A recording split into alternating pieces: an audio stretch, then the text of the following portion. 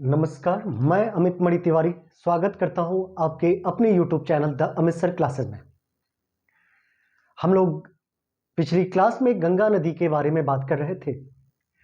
आज भी हम लोग इस क्लास में गंगा नदी के बारे में ही कंटिन्यू करेंगे और गंगा नदी से एक एक जो प्रश्न बनता है उस एक एक प्रश्न को हम लोग ध्यान रखेंगे।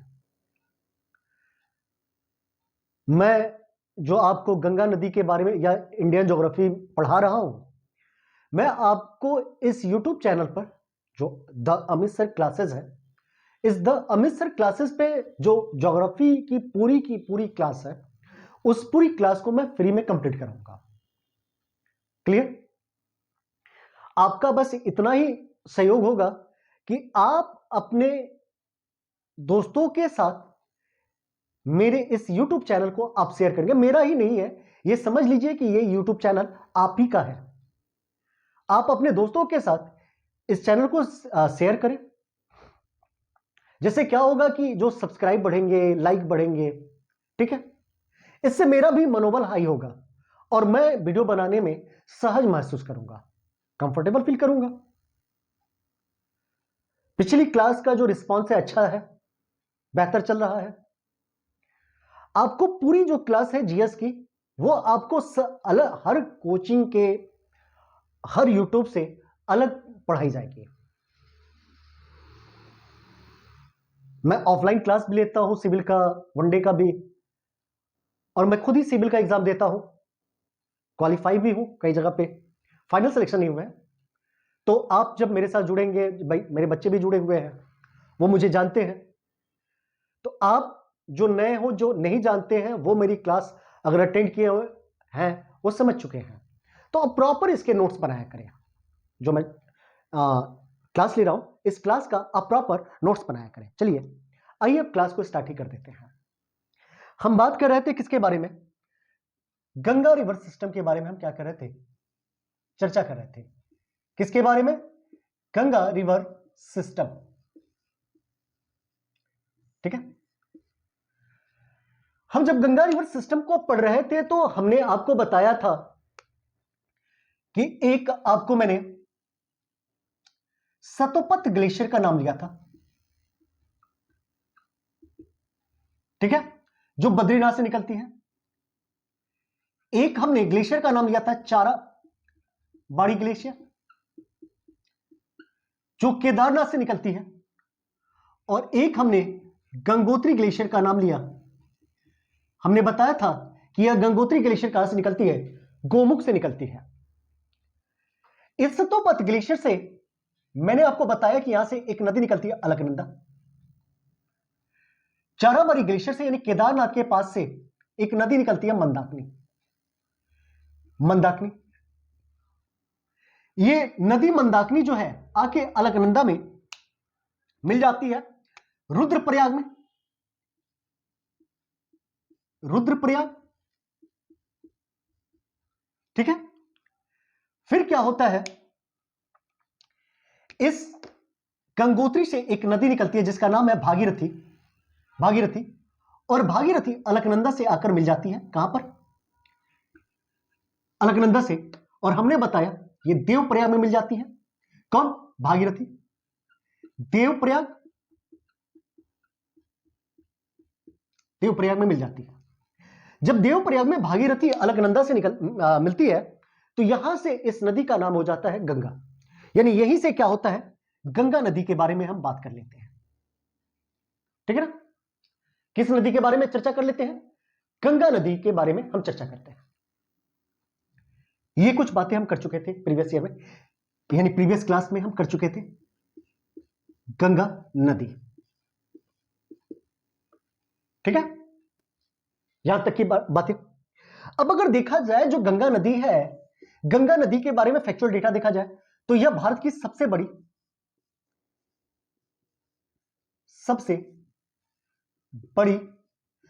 का मतलब होता है कोई नदी क्या है, अपने वॉल्यूम के, मतलब वॉल्यूम में यानी आयतन में अगर कोई नदी बड़ी है उसे क्या कहा जाता है? बड़ी नदी कहा जाता है। उसका आयतन के आधार पर देखा जाता है, ठीक है ना। वॉल्यूम के अकॉर्डिंग क्या किया जाता है, उसको जज किया जाता है।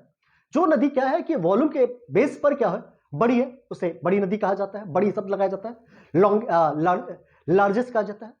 और साथ ही साथ ये क्या है, ये जो गंगा नदी है ये बड़ी तो है ही, साथ ही साथ सबसे लंबी नदी है, सबसे लंबी नदी। ठीक है ना। हम बात करें अगर गंगा की, तो जो गंगा का अपवाह है, अपवाह तंत्र है, यानी कई राज्यों से इसको पानी मिलता है या कई राज्य इससे लाभान्वित है, तो जो गंगा का अपवाह है सबसे बड़ा अपवाह है, भारत का सबसे बड़ा अपवाह तंत्र किसका है? ठीक है,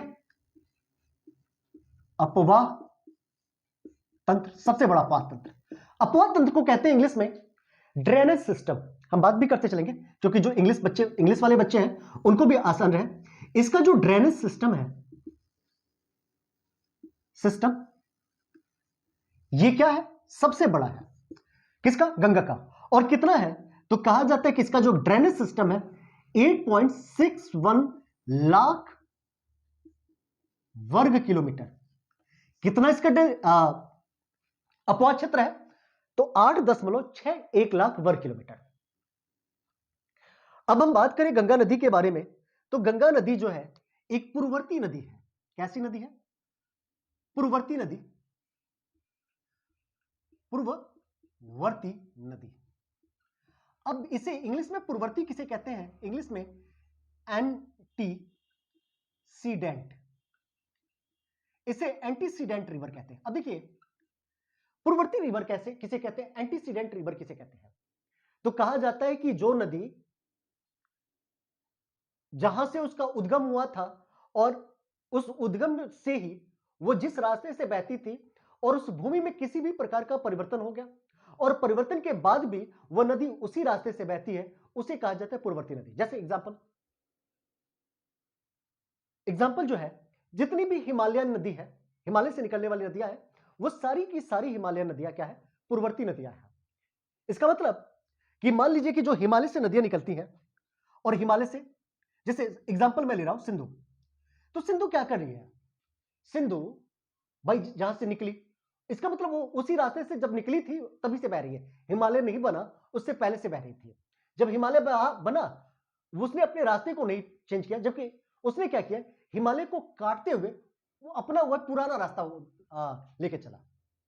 ठीक है, जो नदी अपने पुराने रास्ते पर ही बहती हो और भूमि में किसी भी प्रकार का परिवर्तन हो जाता है, उस परिवर्तन के कारण उस नदी के मार्ग में कोई बदलाव नहीं होता, उसके रूट में कोई चेंज नहीं होता है, वो नदी क्या करती है? उस भूमि के बदलाव को ही क्या करती है? काटते हुए आगे बहती है। उस नदी को ही पूर्ववर्ती नदी कहा जाता है। जितनी भी हिमालय नदियां हैं वो सारी की सारी हिमालय नदियां पूर्ववर्ती नदियां के अंतर्गत आती हैं, यानी एंटीसीडेंट रिवर के अंतर्गत आती है। यानी एंटीसीडेंट रिवर के एग्जाम्पल की बात करें तो गंगा तो है ही, हम सिंधु जो नदी है, सिंधु नदी ये भी एंटीसीडेंट नदी है। ब्रह्मपुत्र नदी है भाई, ये भी क्या है? हिमालय से निकलती है। सतलज नदी है, गंगा नदी है, गंडक नदी है, कोसी नदी है। ये इस प्रकार की जो नदियां हैं, ये नदियां क्या है? एंटीसीडेंट रिवर कहलाती हैं, पूर्ववर्ती नदियां कहलाती हैं। आप लिख भी लीजिएगा, इसको क्या करिएगा? लिख भी लीजिएगा। क्लियर? तो क्या है ये? क्या कहलाती है? एंटीसीडेंट कहलाती है। अब देखिए गंगा का जो नामांकन होता है वो नामांकन कहां पे होता है? तो देवप्रयाग में। देवप्रयाग इसका नाम कहां पे पड़ता है? देवप्रयाग में गंगा पड़ता है। और देवप्रयाग कहां पे है? उत्तराखंड में, यूके में है। और देवप्रयाग में दो नदियों के मिलने से ही गंगा का निर्माण होता है। एक नदी है भागीरथी नदी, भागीरथी नदी, और दूसरी नदी है अलकनंदा नदी। यानी क्या होता है कि भागीरथी और अलकनंदा नदी के मिलने से ही क्या होता है? इस गंगा का निर्माण होता है। गंगा कोई एक नदी नहीं है, ये कई नदियों के मिलने से क्या होता है? एक नदी बनती है जिसे हम क्या कहते हैं? गंगा कहते हैं, सिंपल फॉर्म है, यानी सिंपल भाषा में। गंगा प्रश्न कई बार पूछा जाता है, जैसे छोटे मोटे एग्जाम जब हम देते हैं तो प्रश्न ये आता है कि गंगा जो है कहां से निकलती है, और ऑप्शन में रहता है या तो क्या रहेगा, या ऑप्शन में रहेगा गंगोत्री या गोमुख। और ऑप्शन में सबसे ज्यादा सही होता है गंगोत्री। तो क्या होता है, ये गंगोत्री ग्लेशियर से निकलती है, गंगोत्री ग्लेशियर। और गंगोत्री ग्लेशियर जो है कहां पे है, गोमुख के पास, गोमुख के पास यानी उत्तर काशी में, उत्तर काशी में। ठीक है, आप सभी यही पढ़ते हैं कि जो गंगा है वो कहां से निकलती है, छोटे मोटे एग्जामों में यही होता है कि गंगोत्री से निकलती है या गोमुख से, गोमुख। ठीक है भाई, गोमुख जो है गंगोत्री है, गोमुख के पास है, उत्तरकाशी में, उत्तराखंड के। लेकिन बड़े एग्जामों में पूछा जाता है गंगा अपने मूल रूप में किस नाम से निकलती है। तो आप ही बताओ, मैं जब पिछली क्लास ले रहा था तो मैंने क्या बताया था कि जो गंगोत्री ग्लेशियर है वहां से कौन सी नदी निकल रही है, वहां से भागीरथी नदी निकल रही है। यानी गंगा जो है भागीरथी नदी के नाम से क्या होती है, अपने मूल स्थान से भागीरथी नदी के नाम से निकलती है। यानी यहां पे हम बात करें, लिखते भी जाइएगा, गंगा, गंगा मूल उद्गम के समय, उद्गम के समय, के समय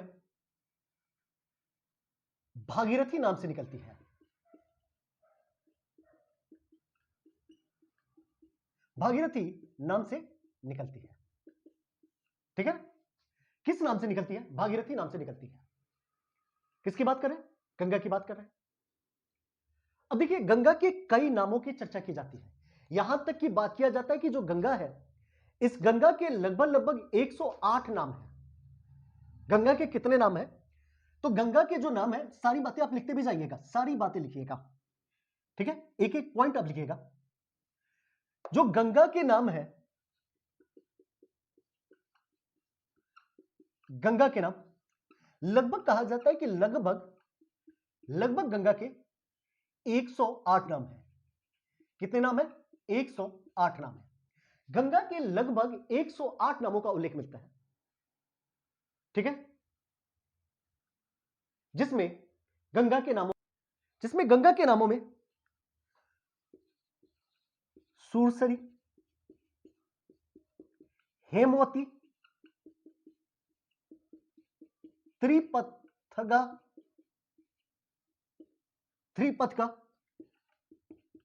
भागीरथी, पद्मा, मेघना इत्यादि नाम मिलते हैं। आपको ऐसे नाम क्या होते हैं, एग्जाम में बार बार देखने को मिलते हैं, जिसमें से सबसे ज्यादा जो नाम है वो क्या देखने को मिलता है, पद्मा और मेघना। अभी आगे बहुत सारी बातों को चर्चा करेंगे।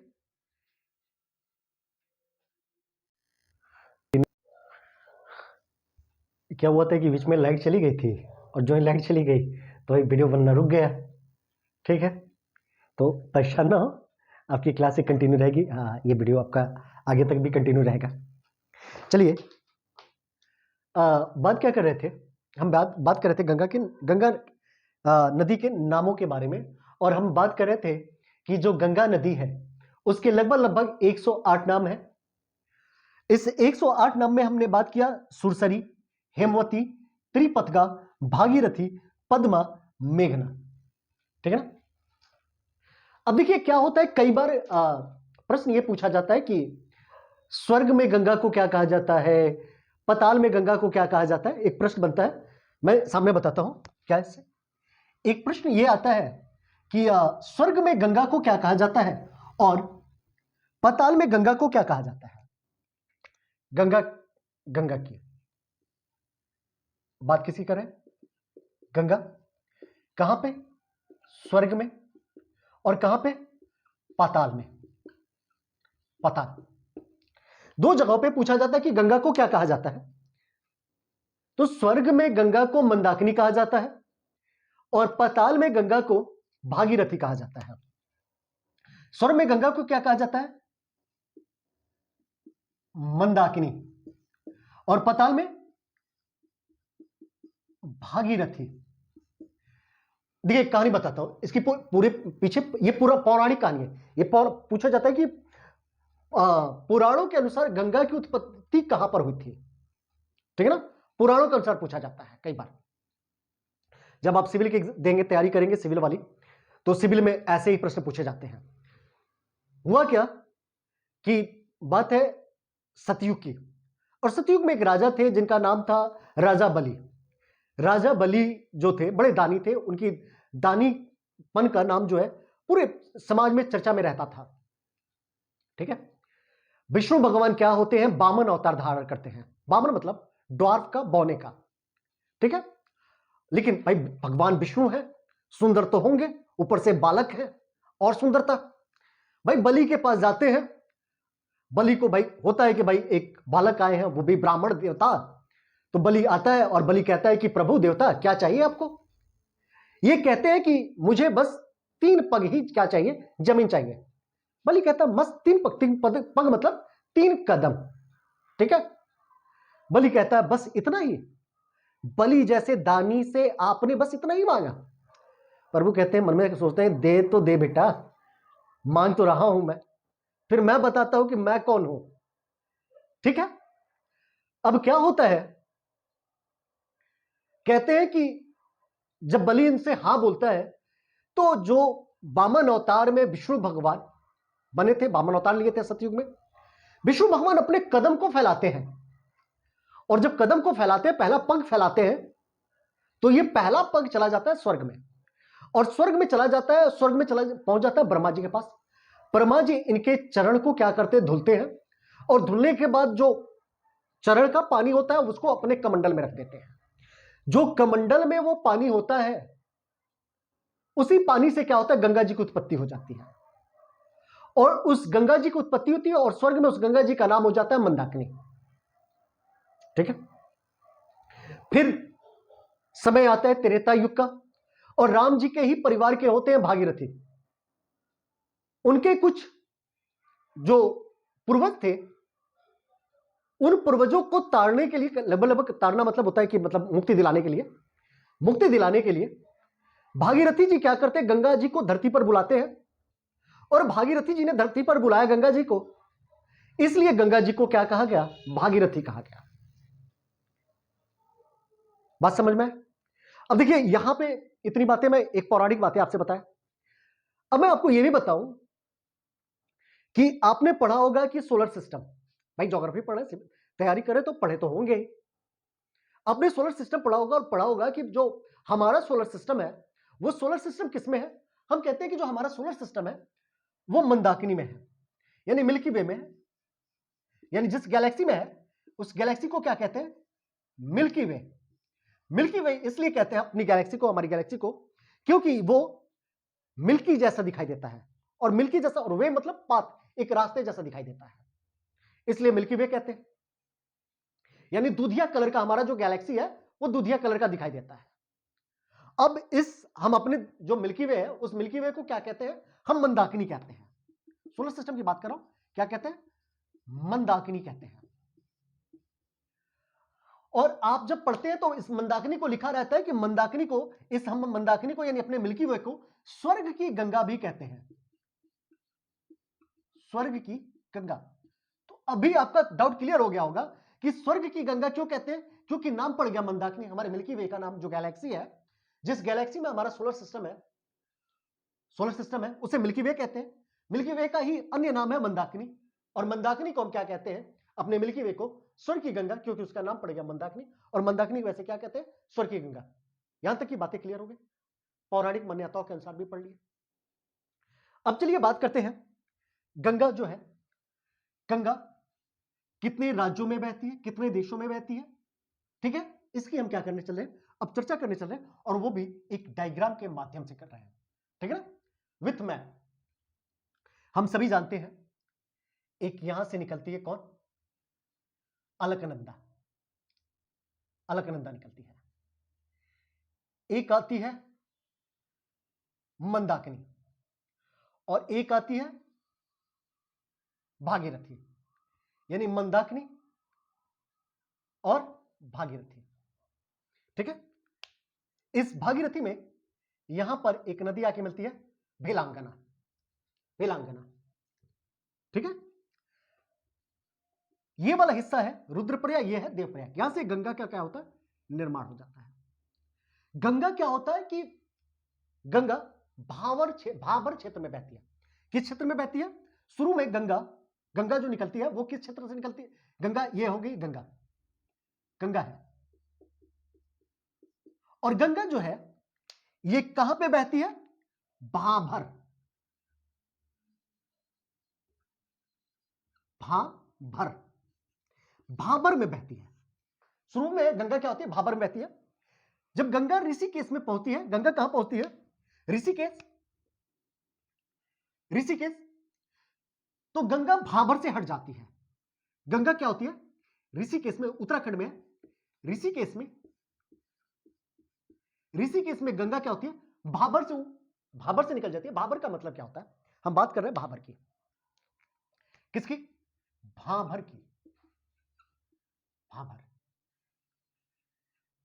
जब कोई नदी पत्थरों के बीच में बहे और नदी का पानी दिखना बंद हो जाए, कुछ कुछ पानी छिछले रूप में पानी दिखे, उसे कहा जाता है भाबर। जैसे आपने कई बार देखा होगा, यूट्यूब पे देखते हो या मूवी में देखते होंगे कि बड़े बड़े ऐसे पत्थर होते हैं, बड़े बड़े पत्थर होते हैं। और आपने देखा होगा कि इन बड़े बड़े पत्थरों के बीच से क्या होती है? कुछ पानी बहती है, छन छन छन छन करके मूवी में दिखाया जाता है। जो ये बड़े बड़े पत्थर होते हैं, लोग इसी पे से पैर रख रख के आगे बढ़ जाते हैं, वही होता है भाबर क्षेत्र। अब जो गंगा है वो क्या भाबर क्षेत्र में बह रही है? किस क्षेत्र में बह रही है? भाबर में। गंगा जब ऋषिकेश में आती है तो गंगा क्या होती है? गंगा जो है भाबर क्षेत्र से हट जाती है। कैसे, कहां से हट जाती है? भाबर क्षेत्र से क्या होती है? भाबर क्षेत्र से हट जाती है, हट जाती है। लेकिन ऋषिकेश जो है मैदानी एरिया नहीं है, ठीक है ना?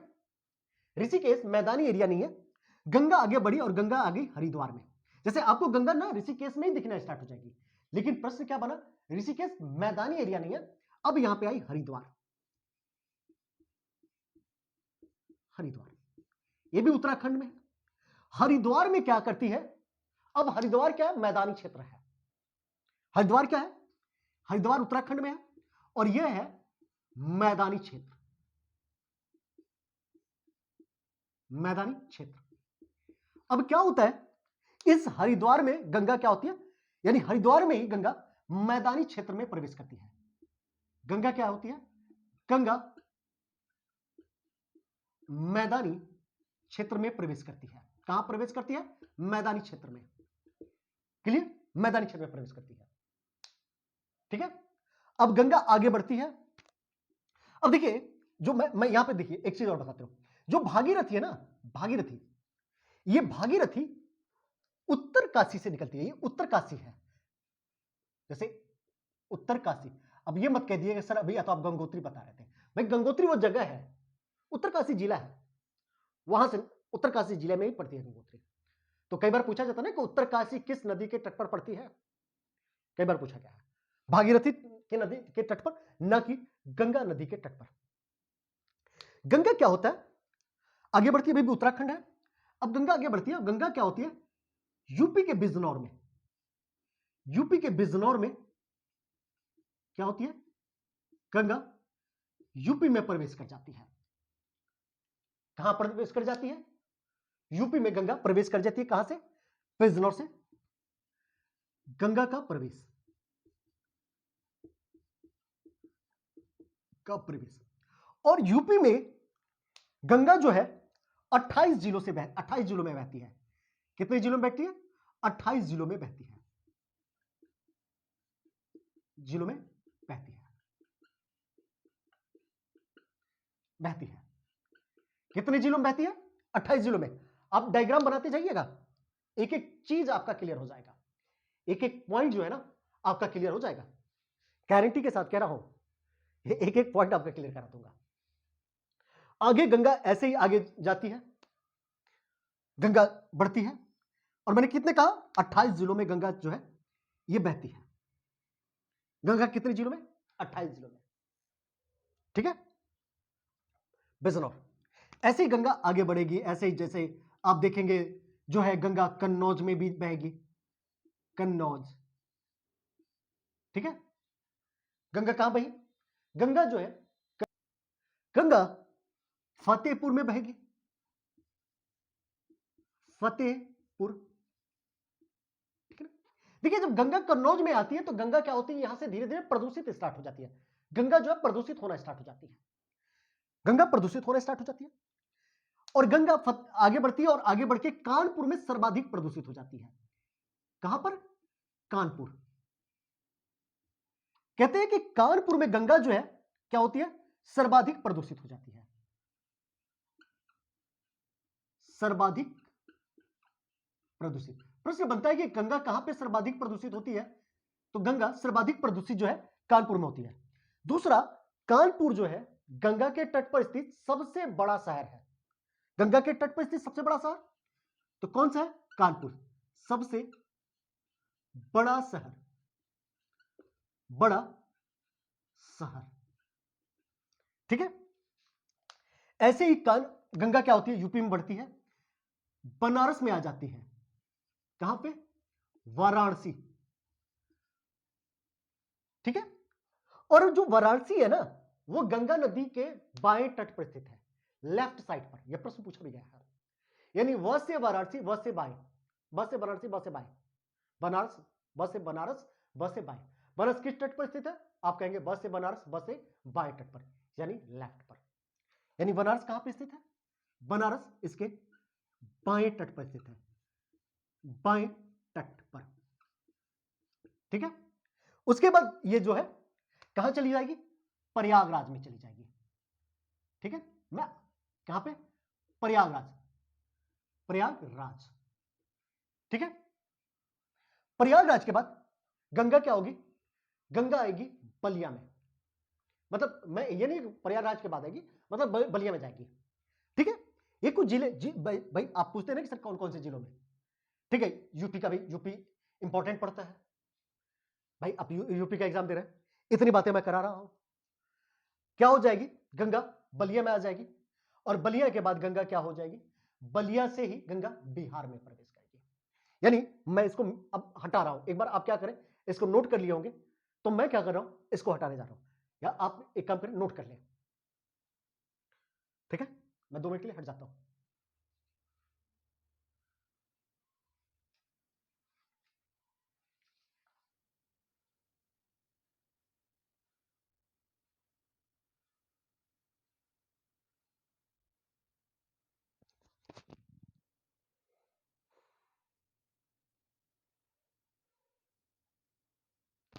चलिए हटा रहा हूं, नोट कर लिए होंगे, चलिए हटाता हूं, ध्यान दीजिएगा।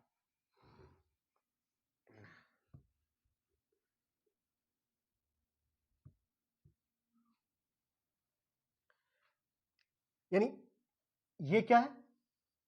उत्तराखंड से निकलती है, यूपी के कन्नौज में प्रवेश की,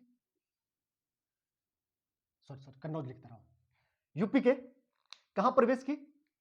यूपी के बिजनौर से प्रवेश की, बिजनौर, बिजनौर से प्रवेश की, प्रवेश ये कहां पे? बिजनौर, यूपी में प्रवेश की। अब प्रवेश करने के बाद यूपी में ही बह रही है, यानी ये है उत्तराखंड, अब कहां बह रही है? यूपी में, और यूपी के बलिया में आती है, और बलिया से ही क्या होती है? बलिया, बलिया जो है यूपी में है, बाहर निकल जाती है, बाहर निकल जाती है। बाहर निकलने का मतलब निकल जाती है, बाहर निकलने का मतलब ये बलिया से क्या होती है? बिहार में प्रवेश करती है। यानी यूपी, सॉरी फिर लाइट कट गई,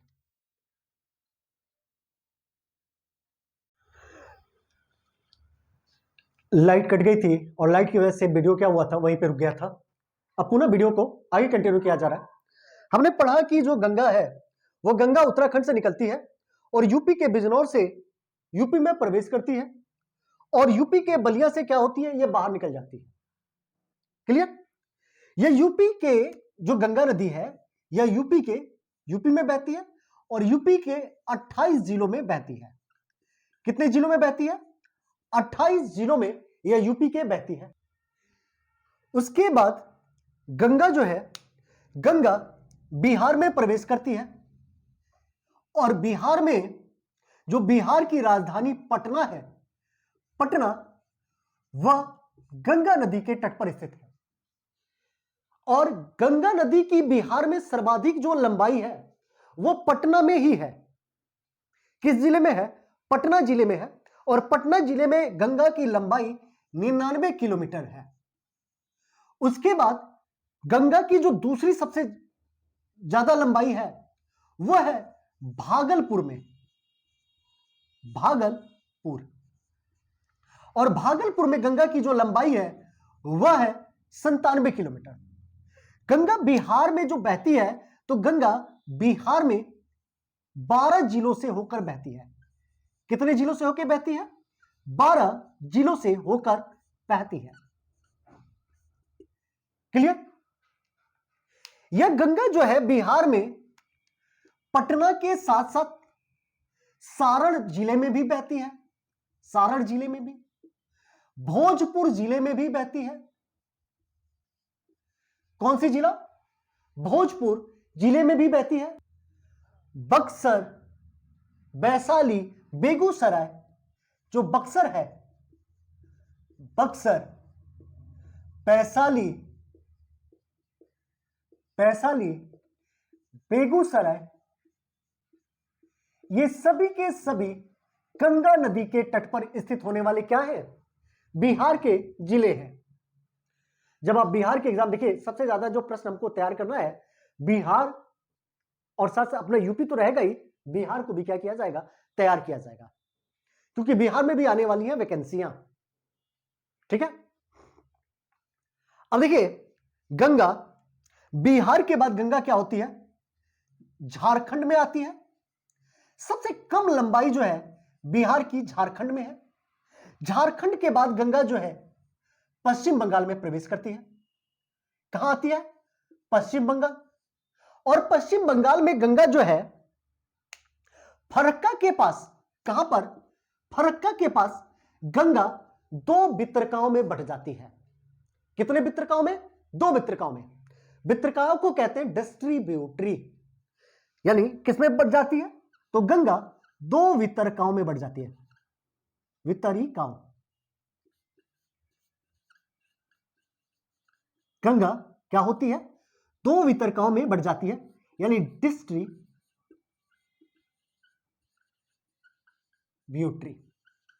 अब डिस्ट्रीब्यूटरी किसे कहते हैं? जब कोई नदी 2 या अधिक भागों में बंट जाए और बंटने के बाद वह नदी वापस आकर न मिले, उसे ही कहा जाता है वितरकाय या डिस्ट्रीब्यूटरी। यानी कहा जाए जब दो नदी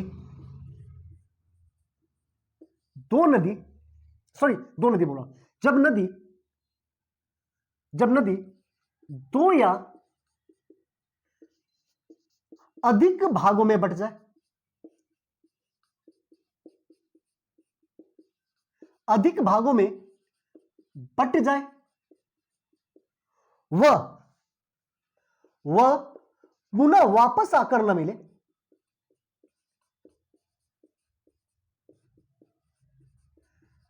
आकर न मिले, तो उसे क्या कहते हैं? उसे ही वितरिकाय कहते हैं। क्या कहते हैं? वितरिकाय कहते हैं। इतनी बातें आप क्या करें? नोट डाउन कर लें। थोड़ी देर के लिए मैं पीछे हट जाता हूं।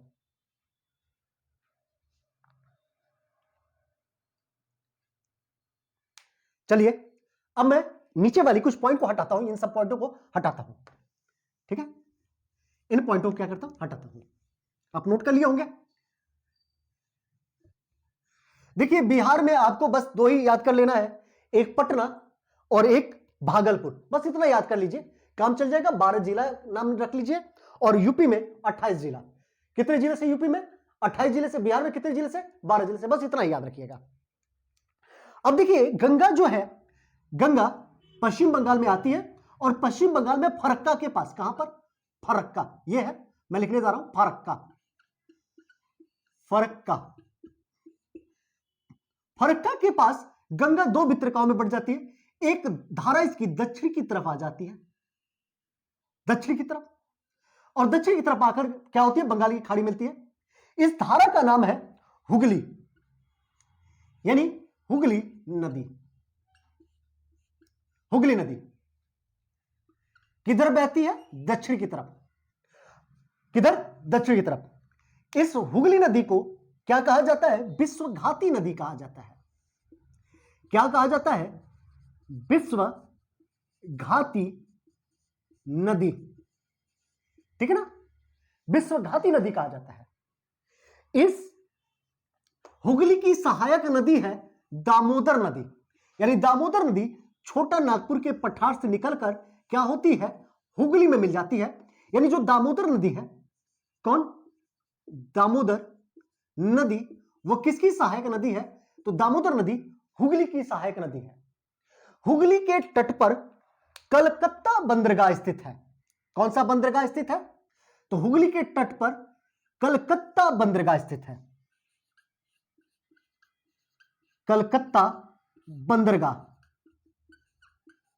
और कलकत्ता बंदरगाह यानी कलकत्ता पोर्ट को क्या कहा जाता है? अब इसका नया नाम डॉक्टर श्यामा प्रसाद मुखर्जी बंदरगाह है। डॉक्टर श्यामा प्रसाद मुखर्जी बंदरगाह। कौन सा बंदरगाह है? डॉक्टर श्यामा प्रसाद मुखर्जी बंदरगाह। ठीक है। और गुजरात के जो कांडला बंदरगाह है, उस कांडला बंदरगाह का क्या नाम रख दिया गया है? इधर मैं मिटा देता हूं इस वाले पॉइंट को। ठीक है ना? तो जो गुजरात के, जैसे ये रहा गुजरात, इस गुजरात में एक बंदरगाह है जिसका नाम है कांडला। कांडला कांडला बंदरगाह का नया नाम क्या है? तो इसका नया नाम दीनदयाल उपाध्याय बंदरगाह है। उपाध्याय बंदरगाह यानी दीनदयाल उपाध्याय पोर्ट। किसका? कांडला का। ठीक है ना? जो कोलकाता बंदरगाह वर्तमान में श्यामा प्रसाद मुखर्जी बंदरगाह है। ठीक है। एकमात्र भारत की नदी बंदरगाह है, यानी नदी पर बनने वाली क्या है? बंदरगाह है। अब आगे देखते हैं। एक धारा क्या हुई? दक्षिण की तरफ चली गई। दूसरी धारा निकलकर कहां निकली?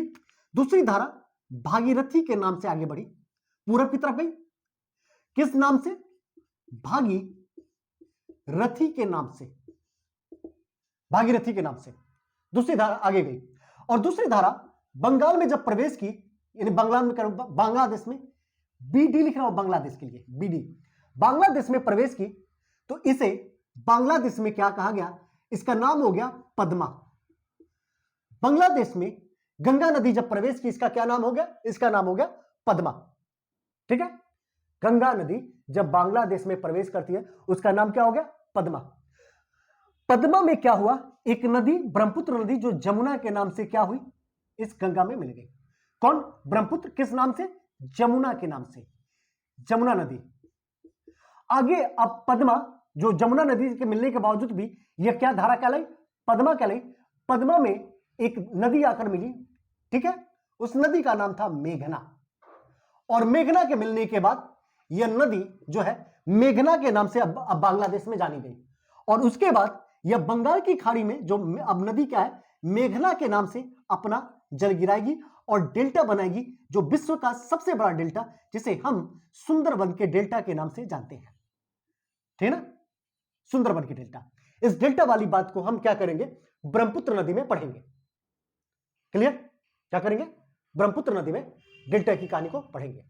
तो चलिए, आज की जो क्लास थी वो यहीं पे वाइंड अप करता हूं। मैं उम्मीद कर रहा हूं कि आपको ये क्लास समझ में आ रही होगी, और आप मेरे इस YouTube चैनल को, द अमित सर क्लासेस को, आप लाइक, शेयर और सब्सक्राइब करना ना भूलें। शेयर जरूर करें, क्योंकि देखिए, जो जिस प्रकार का मैं जीएस पढ़ा रहा हूं, साथ ही साथ मैं जीएस तो पढ़ा ही रहा हूं, किसी भी बच्चे को जिनकी जीएस, सही बात है, वो चाह रहे उनके पास पैसे नहीं है और वो ऑनलाइन प्लेटफॉर्म पे जो है पैसा एफर्ड नहीं कर पा रहे, दूर दराज में रह रहे, जिनके पास सच में पैसे नहीं है, उनको आप शेयर कर दें। वो कम से कम क्या करें? नोट्स बना ले। जिस दिन वो नोट्स बना लेंगे, उस दिन वो समझ जाएंगे कि एग्जाम में सच में आ रहा है कि नहीं आ रहा है। भाई, जो मुझसे पढ़े हैं वो जानते हैं, विश्वास करते हैं। ठीक है। अभी आप देखिए कि मैं 2023 पीसेस की तो बात नहीं करूंगा। हां, 2023 पीसेस के लिए मैं स्पेशल कुछ टॉपिक ले लेके आया करूंगा अब। स्पेशल कुछ टॉपिक पर ही बात करूंगा, कुछ स्पेशल वो, और ये ज्योग्राफी की क्लास प्रॉपर चलती रहेगी। हाँ, एक चीज और पूछना था, आप जरा बता दें कि कितने बजे ये मेरी ज्योग्राफी की क्लास जो है प्रीमियम होनी चाहिए। ठीक है, एक आप लोग एवरेज टाइम बता दें कि कितने बजे मैं प्रीमियम करूं, रेगुलर मैं उतने बजे आपको ये क्लास प्रोवाइड कर दूंगा, जो सभी लोग क्या हो जाएंगे, आ जाएंगे। ठीक है ना, एक एवरेज टाइम बताएं, वहां टाइम बताएं, मैं उस टाइम का क्या करूंगा, एक दो दिन में कैलकुलेट करूंगा, एवरेज निकालूंगा और फिर मैं टैग कर दूंगा कि हाँ इतने बजे आ जाएगी। ठीक है, चलिए धन्यवाद।